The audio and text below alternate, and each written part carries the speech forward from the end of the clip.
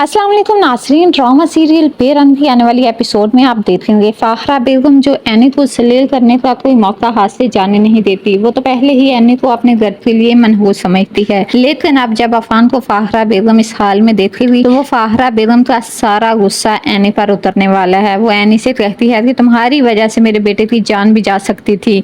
एक बेटा तो मैं पहले खो चुकी हूँ, अब दूसरा बेटा खोने की मुझ में हिम्मत नहीं। ना तुम ट्रिप पर जाती और ना तुम्हारे साथ ऐसा होता और ना अफान तुम्हारे पीछे जाता। आज तुम्हारी वजह से मेरा बेटा इस हाल को पहुंचा है। मुझे तो लगा था कि मैं अपना ये बेटा भी खो ही चुकी हूँ। मुझे तो ऐसा लगता है तुमने ये सब जानबूझकर किया है। जानबूझकर तुम बस में सवार नहीं हुई ताकि अफान को बुलाकर सैर सपाटे कर सको। एनी यहाँ चुप नहीं रहती, वो फाहरा बेगम को सुना देती है कि आंटी आपको मुझसे मसला क्या है? क्यों आप मुझे हर वक्त मेरे किरदार को लेकर बातें करती रहती हैं? मेरा शौहर इस दुनिया में नहीं रहा तो इसका मतलब ये नहीं कि जिसका दिल करे मेरे किरदार पर उंगली उठाएगा। अफान भी अपनी माँ को यहाँ चुप करवा देता है और कहता है कि एनी का कोई कसूर नहीं, आप हम एनी को बातें सुना रही हैं। तब फाहरा बेगम कहती है तुम्हें तो बाकी सब दुनिया गलत और एनी ही ठीक लगती है, इसलिए तुम एनी को क्यों गलत कहोगे? दिल ही दिल में एनी भी शर्मिंदा होती है कि चाहे उसने ये सब जानबूझकर नहीं किया, लेकिन उसे बस का ख्याल रखना चाहिए था। लेकिन अफान अगर आज इस हाल में है तो सिर्फ उसकी वजह से। इस बात का एहसास एनी को भी होता है, इसलिए वो अफान से माफी भी मांग लेती है।